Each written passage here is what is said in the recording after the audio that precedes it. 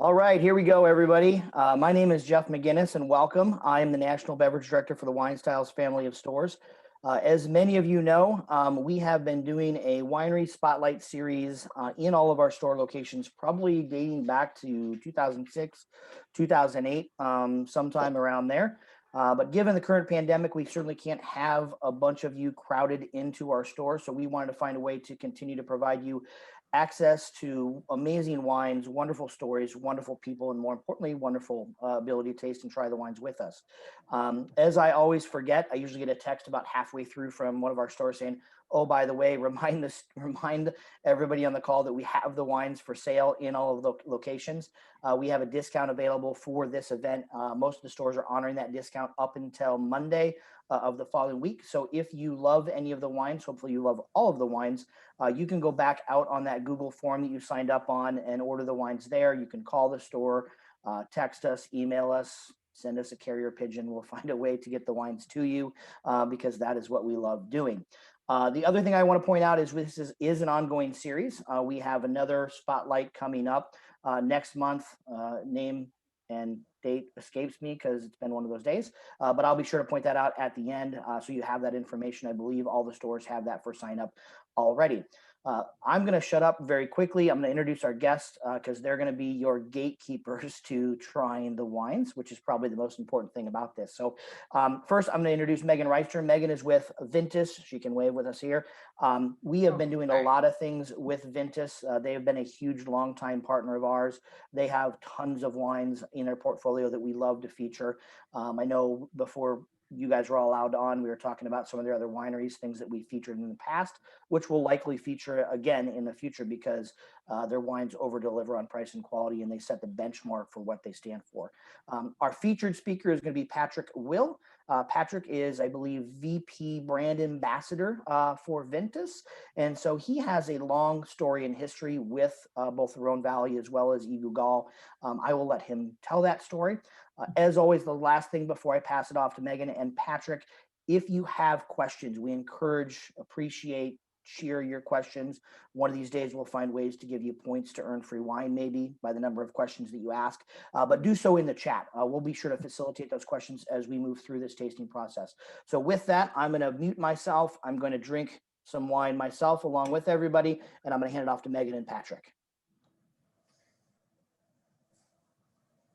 Hi, everybody. Welcome. Thank you so much for being here. I am sitting in my dark room trying to get my lighting fixed. Sorry, but fortunately I have this beautiful background behind me to look at.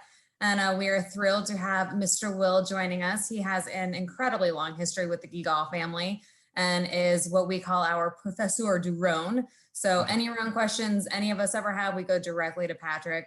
I am thrilled to be able to sit through the presentation. And I'm going to pass it off to Patrick. Thank you guys so much for being great partners to us. Well, good afternoon or good evening, everyone, wherever you are. It's a pleasure to be here. I am Patrick Will, and that introduction from both of you was very much appreciated, very nice. What you see behind me is one of the hillsides of Côte Rôtie, and actually you saw that behind a different vineyard behind Megan as well. Just before we get into this, we have Philippe Guigal, who is the third generation of the Guigal family, has recorded a little video for us to say hello and to give a little family background. We'll play that in a minute. But just to emphasize a little bit my connection with Guigal, I've been their importer in a fashion for the last 25 years. My own company started importing their wines 25 years ago, and then we merged portfolios about 10 years ago with Vintus, and that's why Guigal and myself, we're with Vintus at this point. But I've known the Guigals for over 30 years, and I'm quite close with Philippe and his father, Marcel. It's a family-run company that is really quite young by French standards. It was founded in 1946. You'll hear this again, so no reason to take notes at this point. But in that short amount of time, the Guigal family, the winery is based in the Northern Rhône. We're going to talk about a little geography too, because I can't resist telling you where we are and how we got there. Professor. That's it, and I have everything but the elbow patches apparently. But in any event, well, all kidding aside, I do want to talk a little bit about where we're located. The Guigal estate is now in both parts of the Rhône Valley. They've expanded into the southern Rhône recently. I'll talk about that when we get to the last wine of the evening. But they're based in the northernmost commune of the Rhône in Ampuis, and that's basically where you see these vineyards there.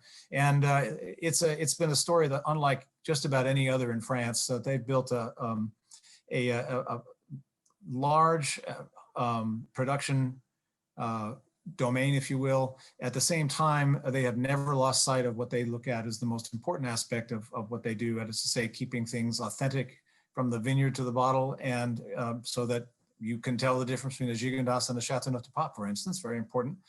And also maintaining the vineyards. And we'll talk about it a little bit later too, but because of the interest Guigal has shown in vineyards such as Côte Rôtie, which is at their doorstep, and just a little further south, Condrieu, they really saved those appellations from extinction, because those lovely hillsides you see up above there, at one point they were going to be sold off for beautiful view condominiums, and we would not have had the vineyards of Côte Rôtie from which to enjoy the wine. So they've had an impact not only in terms of commerce and also Rhône quality worldwide, knowledge of it worldwide, but also in terms of really keeping resuscitating the entire region, particularly in the north. So it's a family to be reckoned with, wonderful people.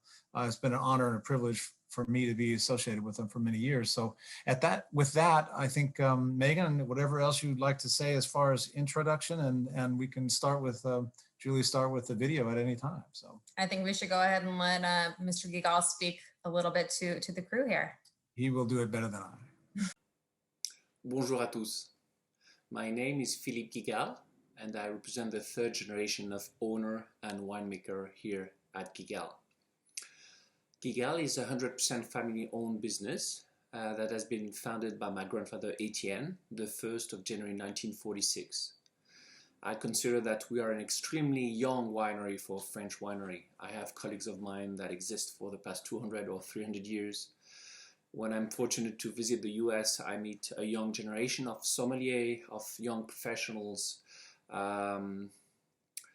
talking to me and telling me, oh, you're Philippe Guigal, you must be probably the 10th or the 15th generation of Guigal at the Guigal winery. No, I'm not. I represent the third generation. We're an extremely young winery, and we've always counterbalanced our youth by a very strong dynamism. We are Rhône specialists. That is to say, we are totally dedicated to produce the best examples of the Rhône Valley through all the different appellations that we can work with. So we are located in the northern part of the Rhône Valley, only 20 minutes from Lyon, and own a fantastic vineyard of 75 hectares of northern Rhône wines. It includes the famous Côte Rôtie appellation, as well as Condrieu, Hermitage, Saint-Joseph, and Gros Hermitage for the northern Rhône.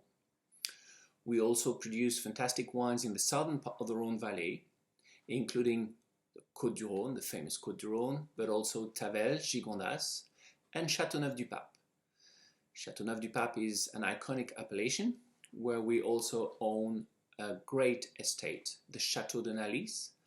I am talking about 77 hectares of the very best terroirs of the iconic Châteauneuf du Pape appellation. I'm a technical guy, so I'm in charge of producing the grapes. I'm in charge of making the wines and deciding of the blends, and let's say, very fortunately, I should be able to talk about the wines that you're going to taste today because they are my babies. I am very well aware of the tasting you're doing today through WineStyles, and you will have great examples of what we produce, starting with the Côte du Rhône Rosé, a typical example of a beautiful rosé from southern France, from the southern Rhône. You will then follow with a white Côte du Rhône, which is a flagship of our winery. It will show its best through the Viognier grape that is very distinctive and originally from the northern Rhône. Then you will follow with the Saint-Joseph Blanc, a wine from the northern Rhône that expresses through the Marsanne and the Roussanne that are two beautiful grapes originally from the north. And you will continue with the Coteron Rose, another flagship of our winery, Syrah based, with a good structure, a good balance, but an outstanding fruit. Then will be the Gros Hermitage, a typical northern Rhône Syrah, 100% Syrah from the north. And you will finish with the Gigondas. Gigondas is the brother, if not the cousin, of Châteauneuf du Pape. And you will see a beautiful southern Rhône wine with the warmth and the richness that you can expect from the generous wines of the Rhône Valley.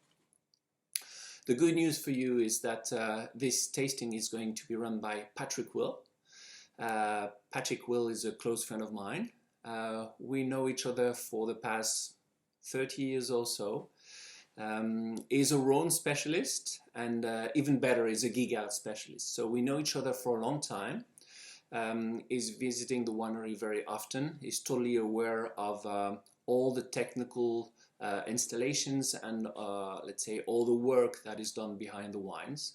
So feel free to ask him any question you want. He's extremely knowledgeable. And of course, I wish you a fantastic time during this tasting. And I'm simply going to finish with the French words that all of you should be able to understand. À votre très bonne santé. Cheers. What Philippe was going to say was that his family, it's a family company, as I mentioned. Guigal was founded in 1906 by Etienne Guigal, who had come to the Rhône Valley at the age of 14. Basically, his family had a large family, couldn't afford to support the whole family, so the oldest went out and got work on their own. He ended up in the Rhône Valley working for a firm called Vidal-Fleury, which is the oldest negociant in the Rhône Valley. And he started working in the vineyards, tying up vines, pruning vines, and so forth, and eventually worked his way up to become cellar master at Vidal-Fleury. At War II, he left that company and formed Guigal, Établissement Guigal, in the town of Ampuis, which is the northernmost northernmost commune in the Rhône Valley, viticultural commune, I should say. Oh, I'm supposed to admit people here.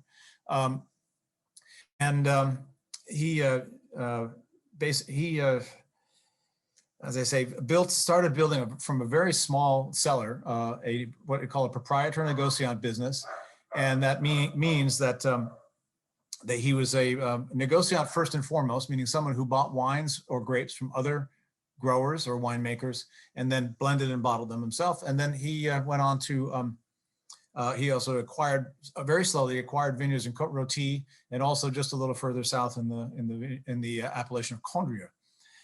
And he built that over several decades, and he had one child, he and his wife. He met his wife, by the way, on the Rhône River. His wife, Marcel, with two L's and an E, was on the banks of the Rhône in front of what is now the Chateau d'Ampuis, and saw this rather nice looking man taking a swim in the river, and they introduced themselves and ended up getting married. And their only child was named Marcel, that's with one L, and he ended up taking over the winery when he was 17 years old. His father had, we believe it was a mild stroke, but he went blind for about a year. He recovered his eyesight, but not entirely his faculties. So he was very, very good businessman and very acute, but was a little bit less effective after that. So Marcel essentially took over the winery when he was 17. And Marcel and his wife Bernadette, they also had one child, and that child is named Philippe. It's the fellow you can't hear on the video. He has taken over the winery more or less about 85% now, as his father's getting into his 70s. But he and his father have been running the winery sort of shoulder to shoulder for the last 15 or so years, or longer than that. Philippe is, unlike his dad, who really left high school to take over this winery, Philippe is well traveled. He was sent to do various stages, as they're called, studies at various wineries around the world. He had a stage in California. He worked at Cheval Blanc. He worked down at Penfolds. This is learning the cellar, learning how to work in those cellars, learning how they make wine in various different. So he has a little more worldly perspective on things, but ultimately the Guigals are quality-oriented ambassadors for the Rhône Valley. They make nothing other than wines of the Rhône appellations, and they are not likely to go like some producers, Perrin, for example, in the Chateau Beaucastel, the Perrin family has opened Tablas Creek in Paso Robles, and numerous other French wineries have delved into the United States, California in particular. But I think the Guigals will always be in the Rhône Valley. So I'm going to see if I can get the next page. There we are. So you might wonder where we are, and well, you might.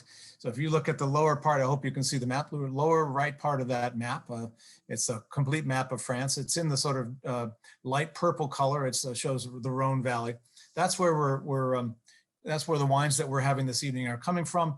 And if you note that there's a very large sort of ink blot where the line is pointing, that's the Southern Rhône, and in southeastern France, and the squiggly line above it, the vertical, is the Northern Rhône, and we'll talk a little bit about that just to get a little bit of geography in the meantime. The Rhône Valley was created by the Rhône River, which flows out of Switzerland through Lake Geneva and down through the foothills of the Alps, and it runs into the Saône River in the city of Lyon and takes a southerly turn and flows back and forth, but more or less directly to the Mediterranean Sea. And in the process, and you'll see some of the topography, the northern part of the Rhône Valley was essentially created by a glacier that carved out a very narrow, what is now river valley, with very steep hills on either side. And after the glacier got past what was essentially two competing walls of granite, one the Western Alps and the other being the Massif Central, the volcanic region of the center of France. Once it got out from that sort of squeeze, after it had hollowed out the northern Rhône Valley, it opened out into a much more soft part of the earth, and basically deposited a lot of stones, clay, sand, and stuff like that in what is now the Southern Rhône. We'll take a look at some of those vineyards. That's where we're located. Here's a little more detail. If you look at the very top, you'll see the city of Vienne at the top of this map. That is the northern boundary of the Rhône Valley. The first appellation or name you see below that is Côte Rôtie, also called the Roasted Slope. Right behind Megan is a vineyard in Côte Rôtie called La Mouline. That is the beginning of viticulture in the northern Rhône as far as the geography is concerned. And you'll see that it's quite narrow. If you look at where the vineyards are sort of colored in, the vineyard areas are quite narrow in the northern Rhône because essentially they're planted on steep hillsides such as that, or on top of these hills on the plateaus above them, but not very far back from there. And as you travel further south past the city of Valence, you'll see you get to the town of Montélimar, which is not really notable for wine, but it's notable for candy. It makes wonderful nougat, and they make there. And it's always a worthwhile stop on your way down to the south. And you'll see regions, you'll see 6 regions, Côte de Vivarais, Grignan les Ademars, Clairette de Bellegarde, Costières de Nîmes, Ventoux, and Luberon in larger print, red print. Those are actually part of the overall Rhône region, but they're not really Rhône appellations. For example, none of those areas is able to produce Côte de Rhône. That's Côte de Rhône being red, white, and rosé, the regional blends of regional wines from the Rhône Valley, north and south. But they're notable wine regions, and if you've run across, I'm sure some of you run across Ventoux. I think the Ventoux is where or the La Vieille Ferme comes from, the Perrin family's red, white, and rosé Rhône wines. That's a Ventoux appellation, I believe. But those are different regions, and we're not really talking about. What we're talking about in the Southern Rhône, particularly today, is Côte de Rhône, of which we will taste 3 different iterations of that, and then particularly Gigondas and Châteauneuf du Pape, 2 of the communes and appellations within the Southern Rhône. So, and we're going to bounce back and forth a little bit north to south. Hope that's all right with everybody. There is the Chateau d'Ampuis in all its glory. That is, will be the home of Marcel and Bernadette Guigal. Eventually, Philippe and his wife, and then their 2 children, live there currently in one of the apartments. It's been restored. It's a national heritage landmark in France, and it's been restored by the Guigals and also by the help of the French government. To the left, you'll see what looks like a barracks with a couple of turrets, or a turret in front. There's actually a chapel in there. It's quite beautiful. And then what looks like a sort of a bunkhouse to the left is actually a tonnellerie or cooperage, where they make all the barrels that they need for their winery. This is not the winery, this is the chateau. The winery is located about 4 blocks away, and it's quite large. We'll see a little bit of the cellar momentarily. So there is Etienne Guigal standing below some of the vineyards of Côte Rôtie, and a very astute man, obviously extraordinarily well-versed in the wines of that region, and was able to, one of the things he was known for was his ability to age wines carefully and well in the cellars at Vidal Fleury. And he took that, it's an art. Making wine is one thing, aging wine is a separate exposition, and it's equally important. And the Guigals have been known for not only being great winemakers. In fact, Robert Parker called Marcel Guigal the greatest winemaker on the planet. He later added to the accolade by calling him the greatest éleveur, or ager, wine ager of wines on the planet. So, and there is a picture of the old cellar. You can see the barrels of Côte Rôtie there. Those are demi-muids, 300-liter barrels, and is pouring a sample. That's Etienne pouring a sample, or the cellar master, I guess. It looks quite young there. It may not be Etienne pouring a sample for a potential customer there. Those cellars still exist. They've been expanded about 20-fold in the meantime, maybe more than that. And we'll see a picture of how the modern cellars here in just a moment. Taking a tour, there is Marcel, where you can see all three of them. There's a woodcut of Etienne, and then Marcel, the son, Etienne's son in the middle, and Philippe, a younger man there. He's a little bit grayer now that he's taken over the winery. And between the two of them, they really built Guigal into a new locomotive for the Rhône Valley. And it's a telltale sign of their success and their ability to elevate. That, for example, when they purchase vineyards, and we'll get to San Josef in just a minute, they purchase vineyards in San Josef. You'd sometimes, they'd never been in that region before. And a lot of times growers get upset. They say, what's this big company coming in here and buying vineyards? What are they going to do? And the reaction was nothing but positive. The growers felt that now we will get some international attention to this region. And in fact, that's what's happened. Guigal's become a very important ambassador. So instead of what we think of as a big corporate winery, which this is not, I think I've always thought of the Guigals as ambassadors for any vineyards that they get involved in, because they like to enhance and to include and to increase the awareness of everything that they do in the Rhône. And here is an example of the cellars. In the modern day, those are barriques made at the winery at the Chateau d'Ampuis. What you see is this arched barrel cellars. They have 3 of those underground now. They also have large tank cellars. I said tank farms is the wrong message. And that's a marble floor, just so you know. And their attention to detail and to quality is such that underneath that floor is a very sophisticated system of vibration isolation springs. Why would you do that? Well, the TGV, or at least one of the fast trains, runs in a track not far behind the winery building itself.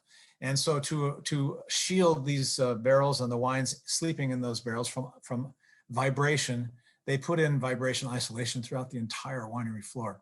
I can't imagine how much that costs, but that's just to give you an idea of their attention to detail. So since I'm not seeing all of you, but I have anybody wants to speak up, that's fine as far as telling me where we go, but I think we should start the tasting. Well, I guess that's where we are. So tonight's wines, and I would suggest that we start right in with the Coteron Rose. Coteron Rose, there you have a picture of not the exact vineyard, but the type of vineyard that would be used for this wine. It's I can't really read the top of it, but I believe it's 70% Grenache, some Cinsault, and some Syrah in the blend. It differs from year to year, but Rosé is a very important part of the production of the Rhône Valley. It's around 3 to 4%, nothing compared to red, but it is an important output for the Rhône. It has been a little bit overshadowed in recent years by Rosé from Provence, as I'm sure you know. And of course, if you haven't tried our Chateau Minuty, that is one. It's a beautiful example of it. But the Coteron Rosés are they're beautiful wines. They tend to be a little bit beefier than the Provence rosés, partly because of just the growing conditions.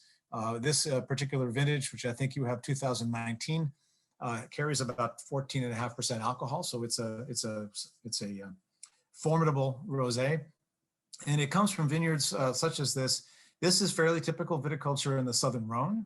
That kind of pruning, which looks sort of like somebody's hand coming out of the graveyard. Like, I'm always thinking of that movie Carrie. I date myself, but I remember. But in any case, it looks like it's called gobelets, or head pruned vines pruning, and that's typical in much of the southern Rhône. It allows the grapes to stay close to the warmth of the rocks around there. Those are river stones, or galets roulés, as they're referred to in French, and those rocks were part of the alluvial debris, which was pushed out of the northern Rhône and millennia ago through by that glaciation. And this much of the southern Rhône, which you're looking at an example of here, was created by deposits, large deposits of soil. So it's basically an alluvial deposits that make up much of the vineyard land in the south. I don't know if we have any feedback or questions about the Côte du Rhône Rosé. Make sure we're doing okay on time.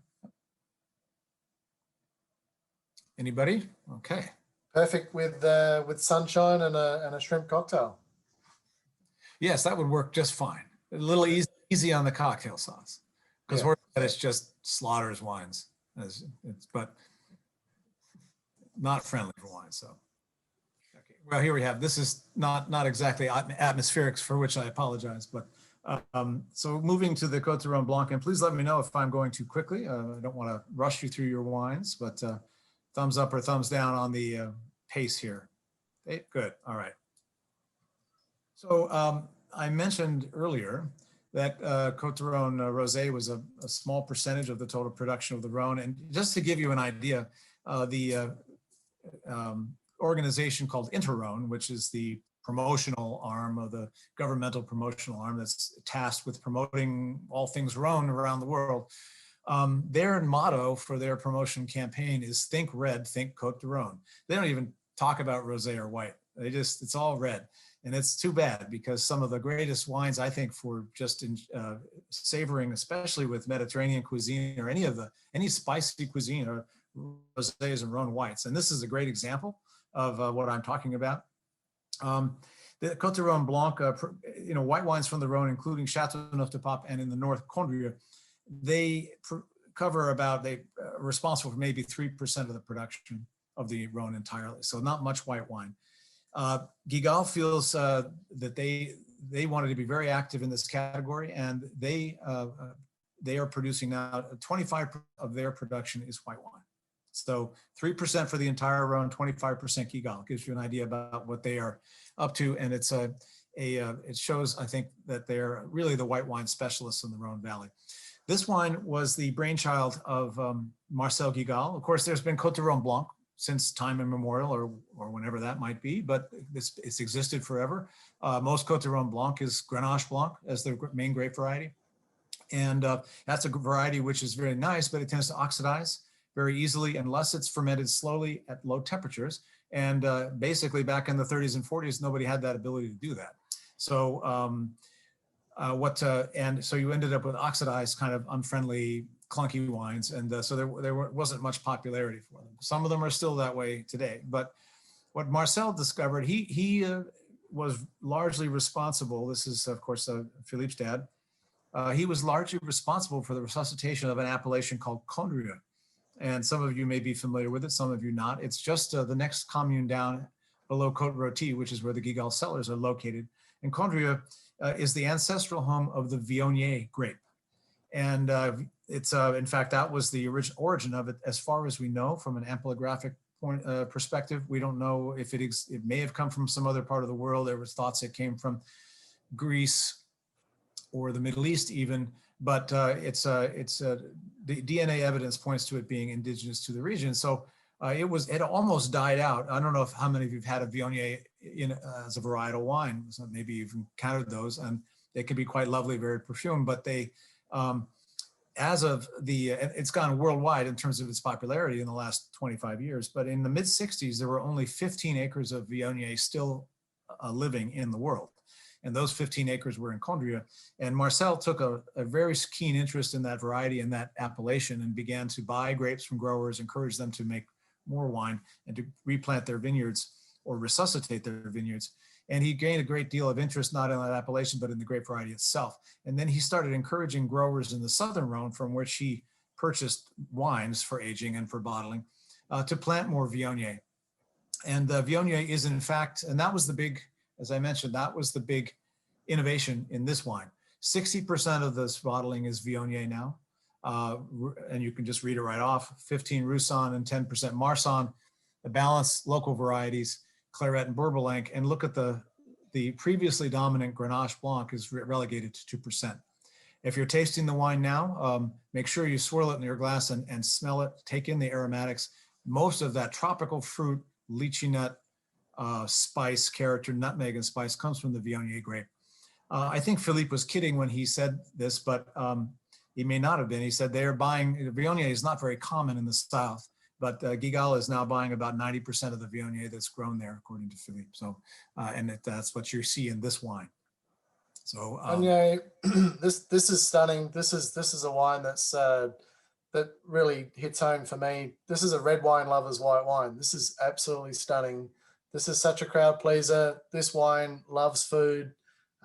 This surprises people every time we taste it. It really is a popular wine. And surprises a lot of people. If you've got a table of guests that, you know, some don't like Chardonnay, some like Chardonnay, some prefer Sauvignon Blanc, you could shoot it down the middle with this wine and everyone will be pleased. It's such a great wine. I can't say more about this other than the fact that Viognier is the star of the show, and Viognier is the white Pinot Noir, if you like. It's a grape variety that is very difficult to grow, but as you can see, a great reward if you know how to grow it properly. Some really nice aromatics. This wine loves to leap out of the glass. Don't be shy to serve it at cellar temperature. Don't have it too cold. She tends to shrink in the glass a little bit, but yep, if you let her loose, she'll wow everyone's senses. I once had a wine educator refer to Viognier as Chardonnay's sexy cousin, and that has stuck with me forever. That's, you know, so it's got great texture, but the aromatics are just out of control. Yeah, and it can be over the top if it's 100%. So that's why this is a beautiful balanced blend of this. And to Anthony's point about it being very difficult to grow, it is difficult to grow. I asked Marcel at one point how you know, why is it so difficult? And he said, if you want to kill a Viognier vine, just look at it. I'll stop there with the Viognier stories. But let's move on to the last white of the, I think it's the last white of the evening. Wine number 3 is Saint Joseph Blanc. Now, I think this is a vineyard in Côte Rôtie, but it gives you an idea of what the vineyard landscape, if you will, in the Northern Rhône is like. We've bounced from the south where we were with the first 2 wines, and now we are looking at vineyards in the north and tasting a wine from the north.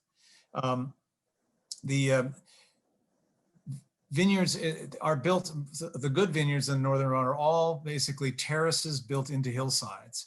And if you look, it looks like somebody, you know, had an awful lot to drink when they surveyed those terraces and put them in. That's not really the case, we don't think, although it could have been. There was no fancy surveying equipment available then, because these vineyards were actually put in, these terraces were built around 500 BC. So the Romans came up the Rhône River and settled into the area along with the local tribes, and started really created the viticultural culture, if you will, that exists there now, as far as we know. We don't know anything about the grape varieties they may have brought with them or used that were indigenous to the region. There is some literature from around 100 AD. Pliny the Elder, the historian and statesman and army captain, wrote about a grape variety that he described as Vitis alabrogicus, which is named after the tribe, the Alabroge tribe, which is indigenous to the region. And we don't know anything about what that grape was. But what we do know is that in the Northern Rhône, Syrah is the red grape of note and of choice, and that's the only one allowed for white grapes. It's Viognier, as we discussed, that's in Condrieu, and then Marsanne and Roussanne, and that's all that's allowed in the north.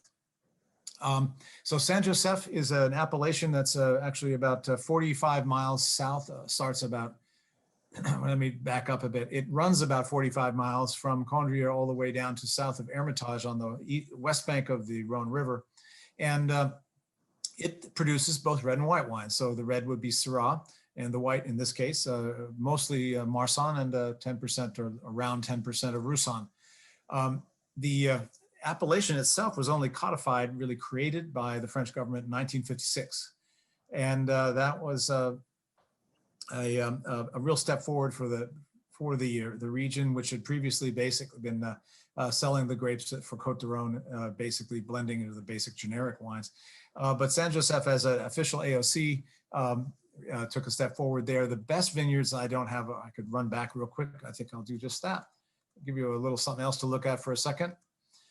If you look at Saint-Joseph, it actually runs from Condrieu, the second town from the top, all the way down past the town of Tournon, almost to Valence. It's 45 miles in length and quite varied. The best vineyards are located near the town of Tournon and just below and just above that. In 1969, it was expanded, maybe inappropriately to the size that it is now, but the best vineyards are in those areas. And this is this Saint-Joseph comes from a vineyard called Le Clos, predominantly, and that's a very steep walled vineyard, not unlike this one that you're looking at. Oddly enough, the Pope has announced that 2021 is the year of Saint Joseph, and for whatever reason, I guess that's appropriate. But the appellation itself took its name from the most highly regarded vineyard in the appellation, which was called Saint Joseph. And so in 1956, they named the entire appellation after that particular vineyard. There is, unlike Condrieu, for example, which is a little town, and that appellation took its name after the town, and so on and so forth. Hermitage takes its name after the most famous vineyard in the region, Hermitage itself, so Tain Hermitage. I hope that wine shows well. It's aged, it's fermented, about 40% is fermented in wood, and the rest is fermented in stainless steel to maintain the fruit. This is a little less perfumey, a little more incisive. Whatever aromatic character you get from this wine at this point comes from the Roussanne. Roussanne is a grape variety that gives you, I think, kind of a nutmeg spice, but also a really a fruit skin almost character on the nose. And Roussanne has a lot of phenolics, which basically it's a fancy way of saying a lot of tannin, a lot of grip on the tongue. And so it gives the wine a little structure as well as a little aromatic character, whereas the Marsanne is basically just the big, rich centerpiece of the wine. So. Shall we move on to the first of the reds? All right. Any questions that anybody wants answered in the meantime?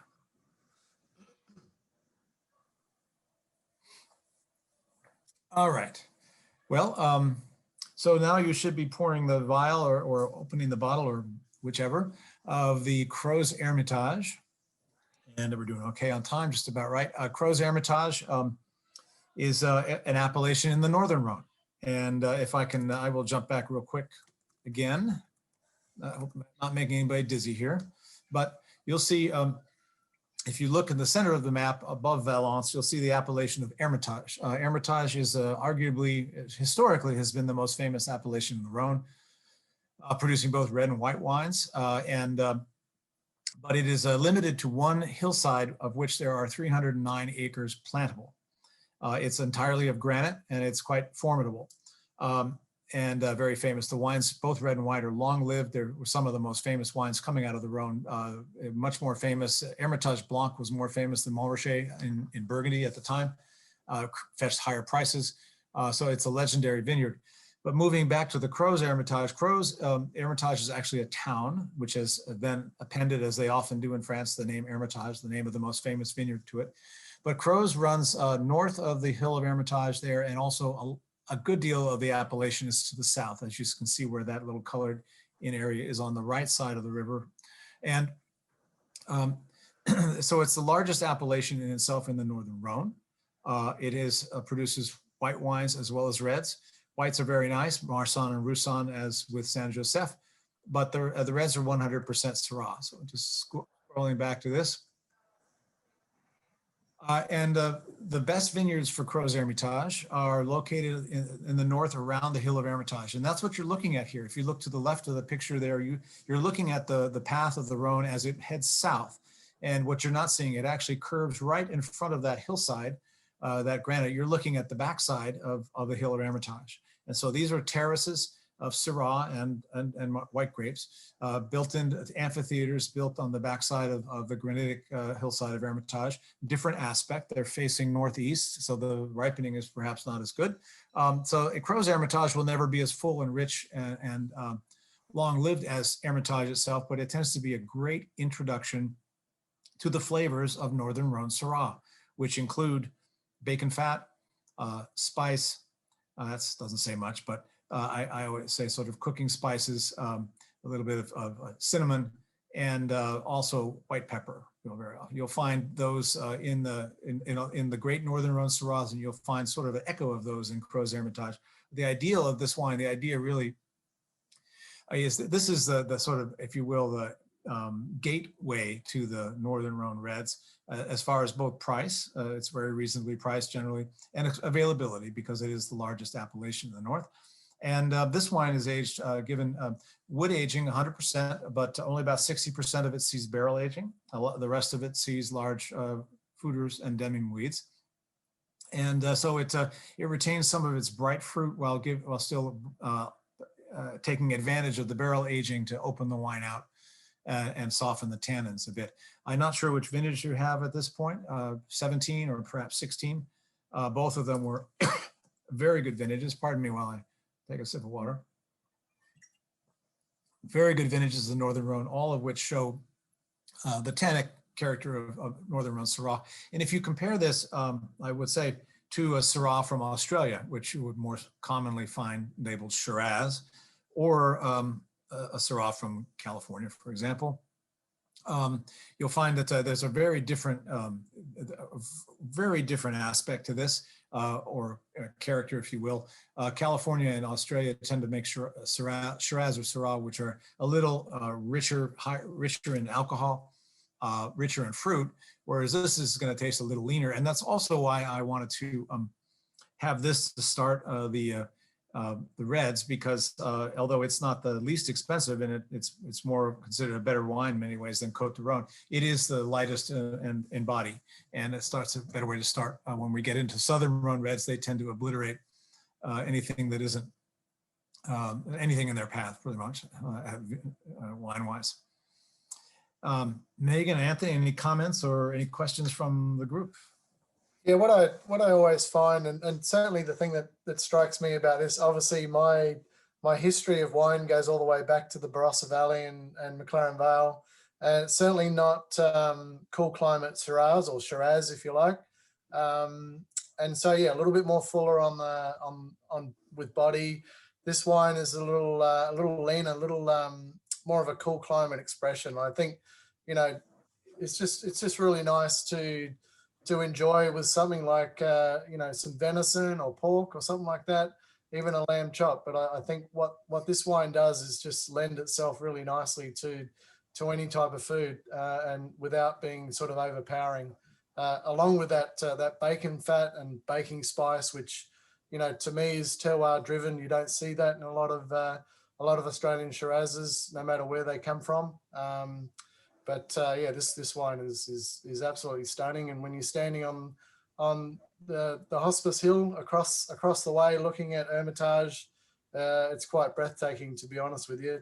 We should all be there at some point during our lives. It is a breathtaking place. Beautiful. So one thing, just for the total geek out on the vineyards. What you're looking at is actually a plug of granite that was pushed millions of years ago, was actually pushed up from the Earth's crust, below the Earth's crust, to by tectonic forces that were very active in this region, creating it, frankly.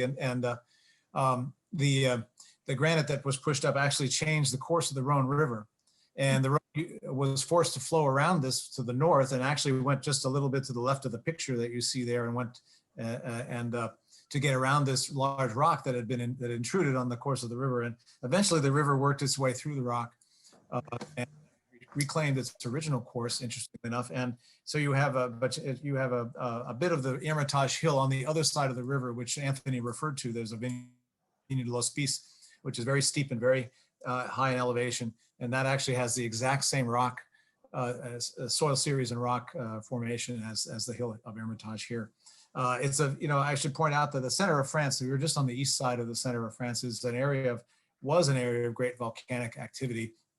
And in fact, the Massif Central, which I referred to earlier, it's a sort of the granite center of France,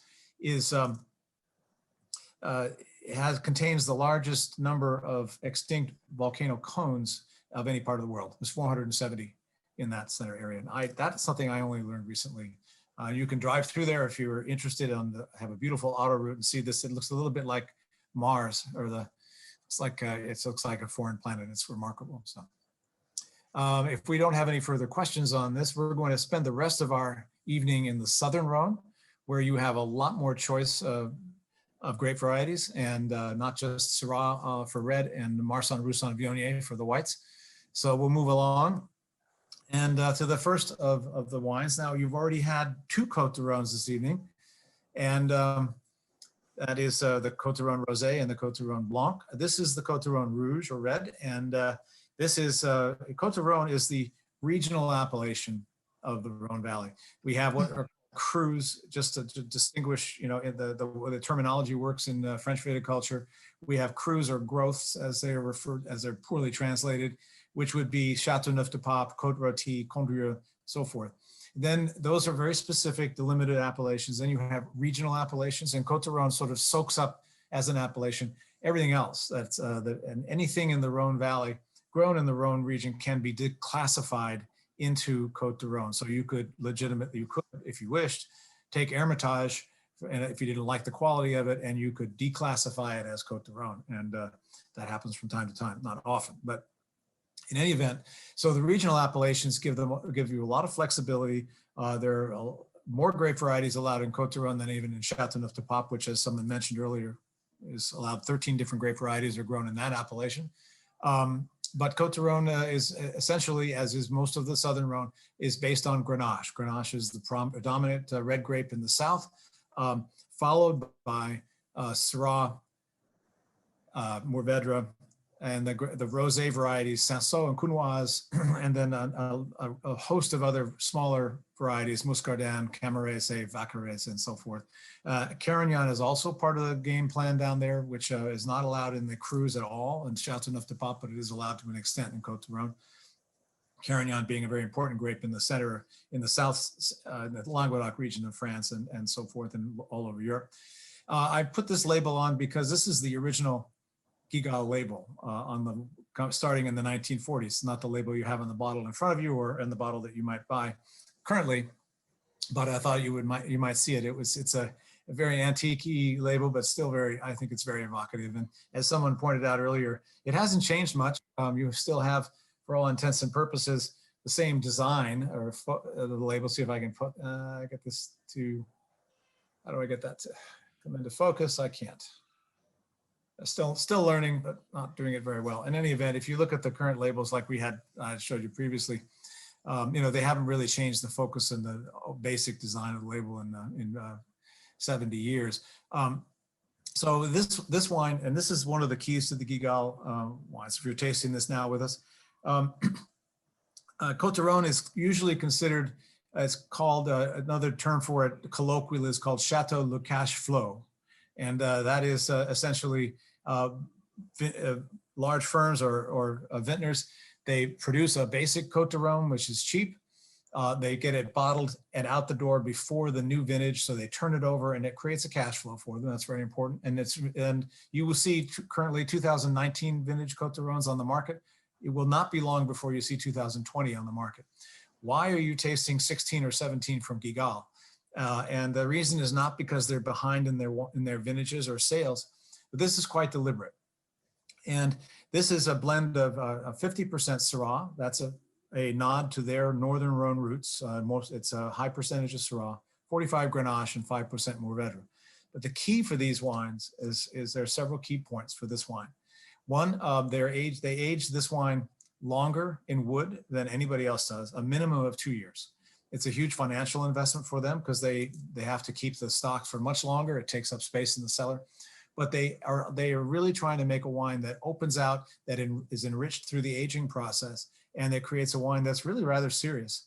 And I recently opened, I have a bottle of 98 Gigondas teed up for later this evening, but we opened a 98 Coteron that I put in my cellar some 20 years ago. It was magnificent.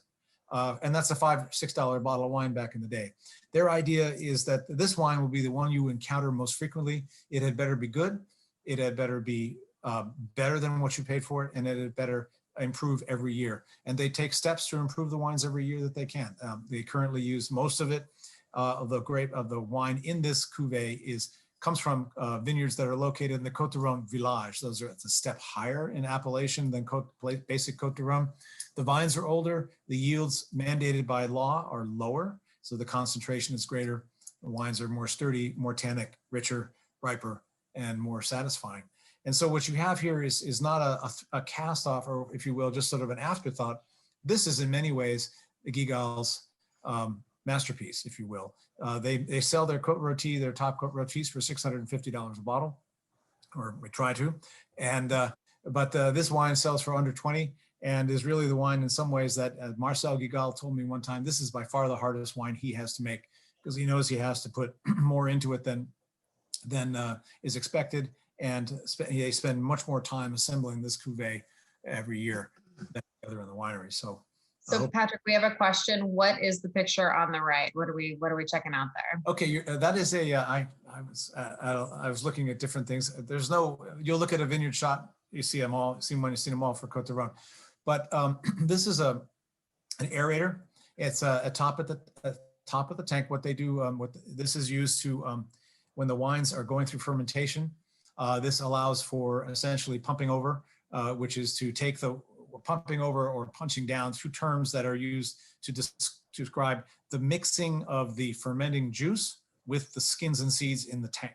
And that's what this is. This is an aerator. So this is at the top of the tank. It brings wine via a gentle pump from the bottom of the tank, or juice or wine, whatever stage it's in, from the bottom of the tank to the top, and then sprays it essentially over what's called the cap, which is the floating block of skins and seeds and pips that are in the tank as the wine ferments.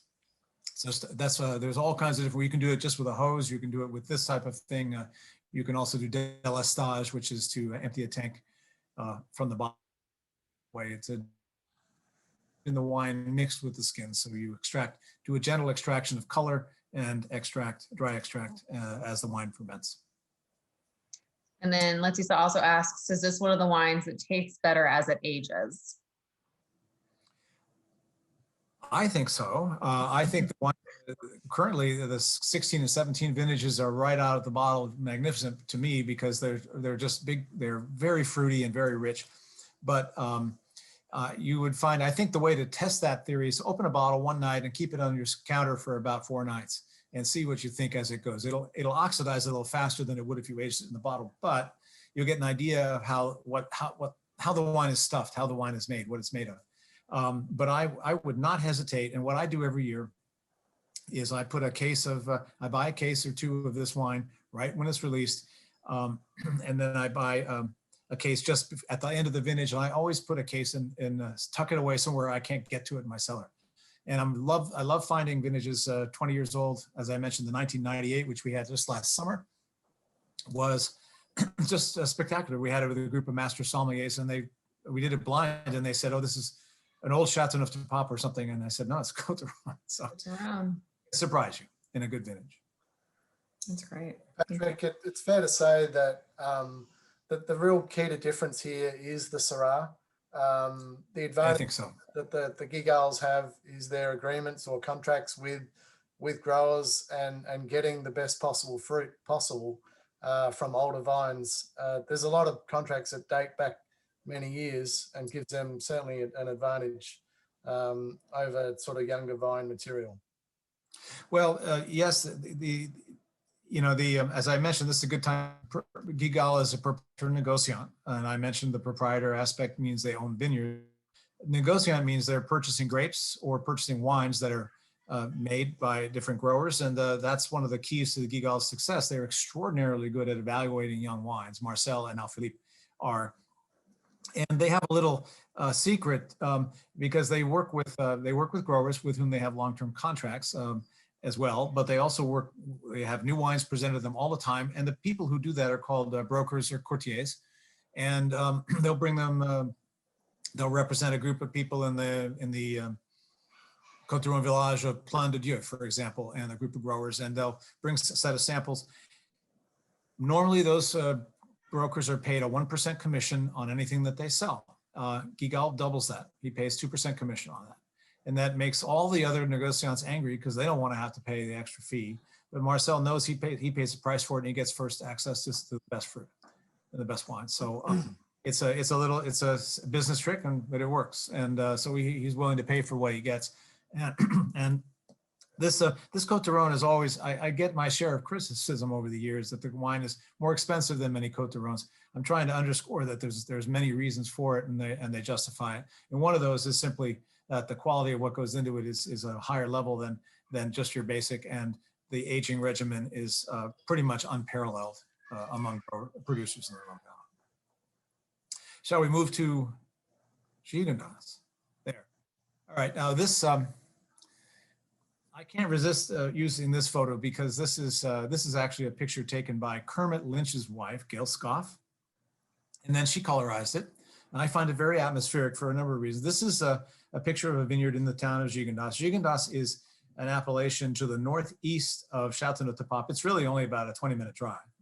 And we'll get to Châteauneuf du Pape. That is the centerpiece of the Southern Rhône.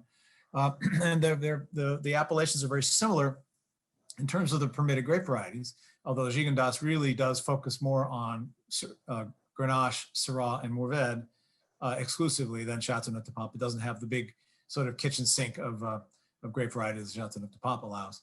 But it's an interesting appellation because it's breathtakingly beautiful. What you see in the background there is what's called the Les Dentelles de Montmirail, which are the teeth of Mount Moriah. It's an old volcanic cone that has the center of it has remained more or less intact. That's what you see as the sort of teeth of standing the dentelle. And then down below it are essentially as the entire volcanic cone has eroded and created terraces, natural terraces along the hillside, along that the slope. And so you have essentially volcanic rock and scree and limestone all mixed into this one vineyard area. And it produces a wine that's quite distinct from Châteauneuf du Pape, which is more of a clay pan base with river stones over that. And you'll see it in just a minute. But it creates a wine that's a little more, the French would call it sauvage, or savage, spicy. It has more apparent garrigue, which is just the general French term for the types of herbs and herbs and flowers that you find and the smells that you find from those in Provence and in the Rhône. But it's a very different character than Châteauneuf, even though it's the same variety. So here you're working with about 70% Grenache, 20% Syrah, and 10% Mourvèdre. That's what the party line is. The reality is that the Mourvèdre is about 25% in this blend. This I took off the Guigal website, but I think I'll correct it next time I do it. Marcel loves the Mourvèdre from Gigondas. It has a really spicy forest floor sort of character, and he tends to try to blend that up to the maximum allowed in the appellation. So aging this is 2 years, approximately 2 to 3 years in large wood foudre, no small barrels, and it's bottled unfined and unfiltered. And as I said tonight, I'm going to see how the 98 vintage shows, and have a few bottles still in the cellar, so it's high time. You're drinking what, the 2016? Is that right? And if just as an aside, 16 is a vintage to conjure with in the Southern Rhône, magnificent quality, great acid balance, good ripeness, but great balance across the board, both in Châteauneuf and in Gigondas, actually in Côte Rôtie as well. Across, it's one of the best vintages the Southern Rhône has seen in forever, really. There's lots there. We have a slew of good vintages coming. 17, 18, 19 are all great, but they tend to be, if you know, some may be richer, some may be higher in alcohol, but the balance that you find in 16 is almost unparalleled. So good bottle of wine. I hope you're enjoying it. And last but not least, unless we have questions. Quick question, looking for pairing recommendations. Anthony says venison, which absolutely I agree with. Anything else that you love with Gigondas to pair with? Oh, yes. And that probably will turn everybody off. I love blood sausage. Well, okay. I don't want that either. So what else? Well, that's a specialty that you see that in the Rhône, in the Southern Rhône.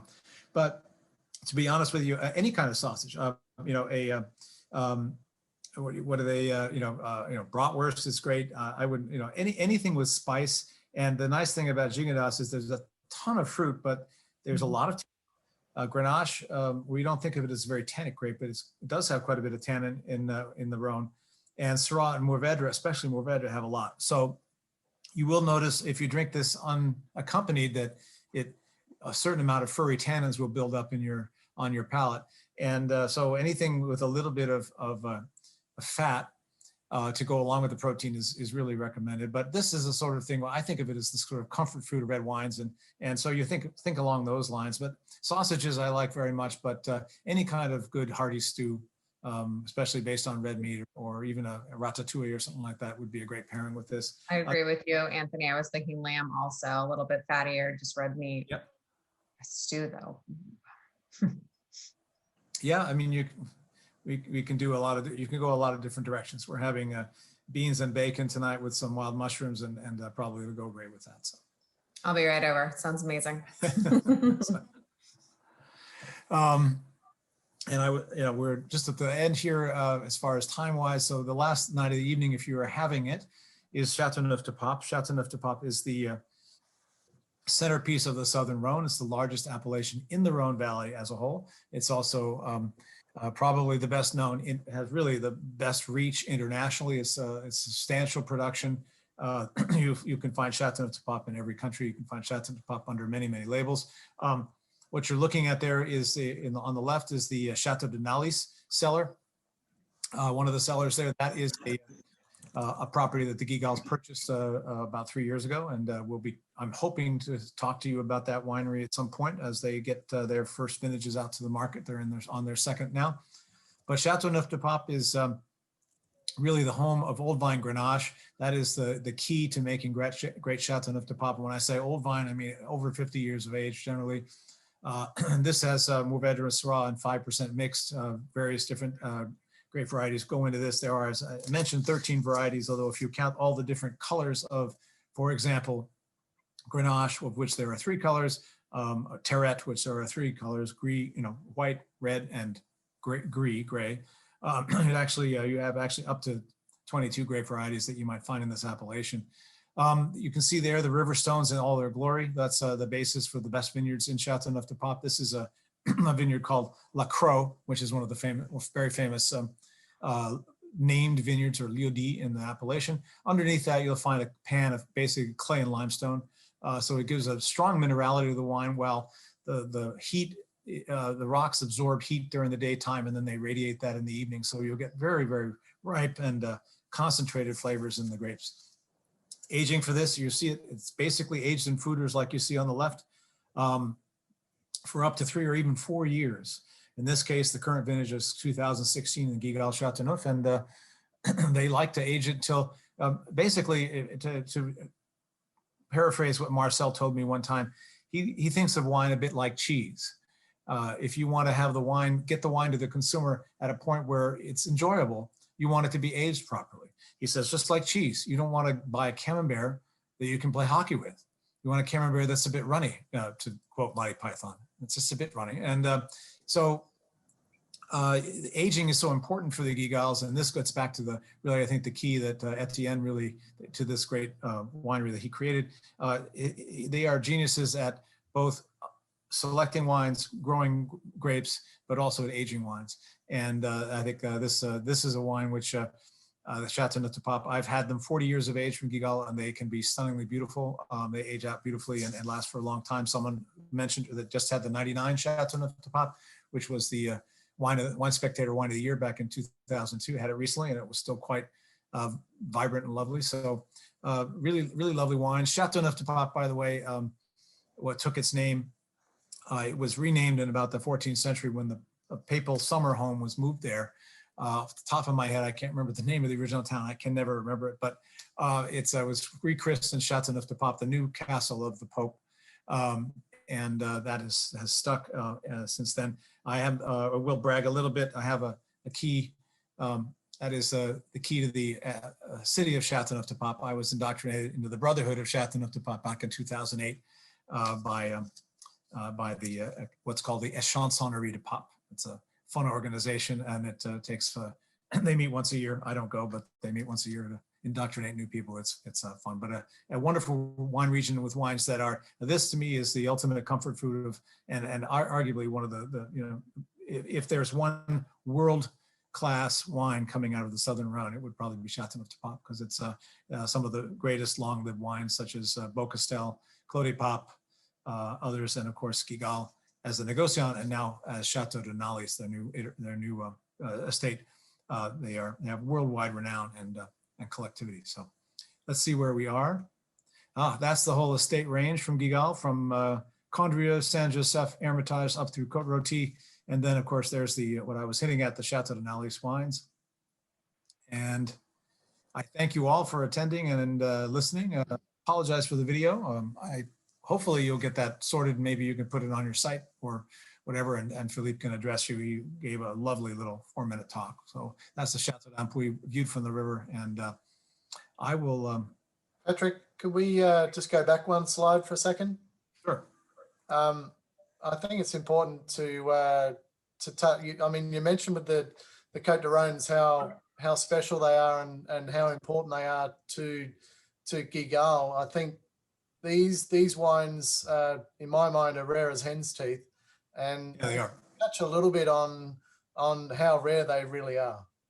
Okay, well, good point. Thank you for bringing that up, because I didn't want to go over time, but I'll make a couple of points. To the left on the lower rung, you'll see 4 bottles.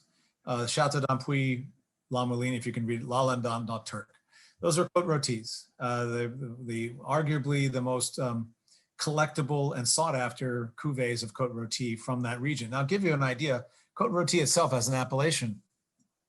Syrah blended with up to 20% Viognier, and it's a beautiful Burgundian style of Syrah, is only about 400 acres, only produces as an entire appellation about 35,000 cases of wine. So you have let's just take, for example, La Mouline, which is the one third from the right. It's the vineyard that is behind Megan's. It's her background there. That's a hectare, 2.5 acres of vines. Some of them are 110 years of age. And they produce a grand total of 4,500 bottles in a year. So that's about the maximum production. Everybody in the world wants a bottle of that. They sell for $450 to $650 a bottle these days, partly because of exchange rates and so forth, and partly because of demand. But they sell out absolutely every year. To give you an idea, and I've heard a lot of criticism about the price of this Côte Rôtie and so forth. Chateau Lafitte sells for about the same price, that property in Pauillac. The production of Chateau Lafitte is 20,000, and the Grand Vin is about 20,000 cases. So about close to 250,000 bottles. Compare that to 4,500 bottles released of Chateau of Côte Rôtie, La Mouline, and you get an idea of the rarity of the wines. That applies to all of these here. None of these is produced in more than about 1,200 cases of wine in any given year. So probably the largest section of those would be, gosh, I don't even know, Ex-Photo Rouge was about 12,000 bottles. So these are rare wines. They're wonderful wines. They belong in anybody's collection. They will all repay aging. They all repay the investment, in my opinion. But if you're a wine lover, and above those, Chateau de Nalis production is larger. That's a story to be told as for another time probably, but they now is one of the largest properties in Châteauneuf du Pape. The Guigals acquired it and immediately added some great vineyards to it. You'll be hearing an awful lot about Châteauneuf in years to come. It's a very exciting new project. Hey, Patrick, we had a good question. Can you please touch on the various laws are there laws as to what the percentage of varietals go into both the Gigondas and the Châteauneuf? Does it have to be X amount of Grenache, or is it there are X number of grapes and that's what you have? Yeah, no, there are minimums and maximums. Okay, so Grenache must be a minimum of 50%, and Gigondas, for example, minimum of 50% for Grenache. Mourvèdre can be a maximum of 25. So you have to it's like a jigsaw puzzle. You kind of put it together from different ends, but you can have different blends for that. Châteauneuf du Pape, oddly enough, you'd think there were very strict laws there, but they're less strict in some ways. For Beaucastel, for example, is about a third each Syrah, Grenache, and Mourvèdre, a very high percentage of Mourvèdre there. And there are 100% varietal Châteauneuf du Papes. On the other hand, Coteron, as a regional appellation, has very strict laws as what goes in it. And the varietals are not so important because it pretty much includes everything that's available, but the Grenache is legislated to be at least 50% of the blend. And in the north, Côte Rôtie can be up to 20% Viognier, and legally Hermitage can be up to 20% Marsanne, Roussanne as well, Hermitage Rouge, and so on. They all have blending requirements, but it's a little mundane, a little bureaucratic. I wouldn't be describing the French anyway, would it? But any of the questions I can answer when I'm here. So these are 100%. So. Any other questions, ladies and gentlemen, while we have it up and open, while we still have Patrick? Thank you. Fabulous wines. Awesome. Love it. I'll jump in here real quick. Please. Usually when we do these events, I'm here kind of helping facilitate, jump in, answering questions. When the wines are this good and the presentation is quite amazing, the story is equally awesome. It's easy for me just to kind of sit back and enjoy and learn and listen. I learned a lot myself, which I think is quite awesome and amazing. We've used these wines for education events on Rhône. We've used some of these wines in the high end for either premium club or in our collectors club across some of our stores. We've done Guigal in the past for spotlight events. It's very rare that we will redo wineries. I think as recent as 2 or 3 years ago, we did one, but because the wines always show so well, over deliver on price, the story is always amazing to share, and we always learn something new. It's very easy to go back to them, and as somebody else said, is the support that we receive from Vintus on these and all of the classes that we do with them, we just knock it out of the park. So won't be shocked if we see Megan and Anthony again in the next few months on another one of these, maybe with a different winery. So I got to call them about some stuff anyways, and hopefully we can line up something again like this. As everybody mentioned, or as I mentioned at the beginning, we have a continuing series. I believe our next class, somebody can correct me if I'm wrong, is March 10th with Chilean winery, and my brain's been escaping me. Di Martino out of Chile. And so we've got the winemaker for Di Martino is going to be on that winery with us, learning about some of the higher end wines coming out of Chile. Somebody asked the question, how do we order? So if you signed up for the class online through a Google form through your store, that should still be up for all of the stores. If not, you can just reach out to the store. We have Wisconsin, we have all the Iowa stores are on, we have Chicago, we have Virginia on. So connect with your local store. They have all these wines. And if you are interested in any of their higher end wines, we have in the past been able to get some of those wines, whatever those may be, depending on how end they are and how limited they are. The answer is always no if we don't ask, but I know some of our stores have already, some of them in their cellars that you could get a hold of, or that we could get some future vintages of if we plan ahead. So with that, I will sign off. Anthony, Patrick, Megan, appreciate it as always. Amazing presentation, amazing wines. Thank you everybody for your support and for sharing your love of wine with everybody here. It's a pleasure. Thank you so much for having Always us. a pleasure. Thanks so much for having us. Thank you. Cheers. Good night, Thank everyone. you. Good night.